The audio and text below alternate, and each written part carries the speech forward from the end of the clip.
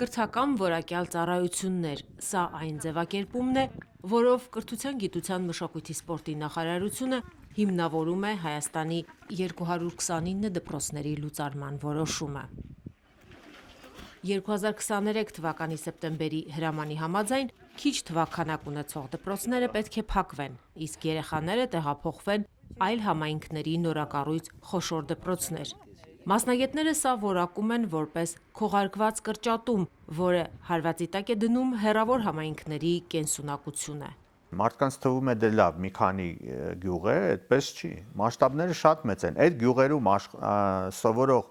աշակերտների թիվը 8700 է այսօր։ 8700 երեխա ըստ էության զրկվելու է իր բնակավայրի դպրոց գնալու հնարավորությունից, այսինքն կրթվելու իրավունքից։ Փակվող դպրոցների վերաբերյալ իրական պատկերը հանրությանը հասանելի դարձավ վերջերս Ազգային կրթության խորհրդի փորձագիտական ուսումնասիրության արդյունքում։ Վիճակագրության համաձայն թիրախում հիմնականում սահմանամերձ գյուղերն են։ Միայն Սյունիքում և Շիրակում նախատեսվում է փակել գրեթե 100 կրթօջախ։ Ես չեմ ուզում, որ մեր դպրոցը փակեն։ Ստեղ կապված եմ այս դպրոցի հետ։ Մեզ ավելի հարմար է, ստեղ այդ ժամանակ դե ավարտած կլինեմ արդեն, բայց իմ քույրն է, եղբայրս է, դիստեղ կան դասի։ Դա պետք չէ։ Մենք ուզում ենք, որ մեր գյուղում դպրոց անի։ Եթե գյուղում դպրոց չկա, արդեն շարժնել է քչնում գյուղի ու բնակչությունները մնան գյուղում, ինչ են, դպրոցը չկա։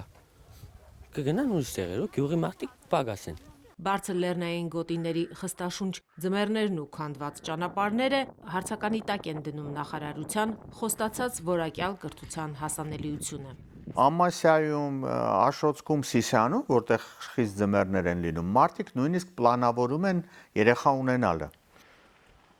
Աքսիոմա է, եթե դուք դպրոց չունեք բնակավայրում, նշանակում է նոր կյանք չի կարող այդ բնակավայրում առաջանալ։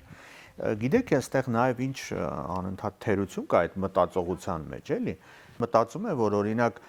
լավ դպրոց ունենալը, այդ նշանակում է օրինակ վերանորոգված, չգիտեմ, կահավորված դպրոց ունենալը, դա որակյալ կրթության երաշխիք է։ Ուրեմն եկեք ասենք, որ այդպես չի։ Ազգային կրթության խորհրդի փորձագիտական խումբը շարունակում է լուծարվող դպրոցների հետ կապված խնդիրների ուսումնասիրության և հանրայնացման գործընթացը, տարբեր հարթակներում փորձում լսելի դարձնել համայնքների բնակիչների մտահոգությունները։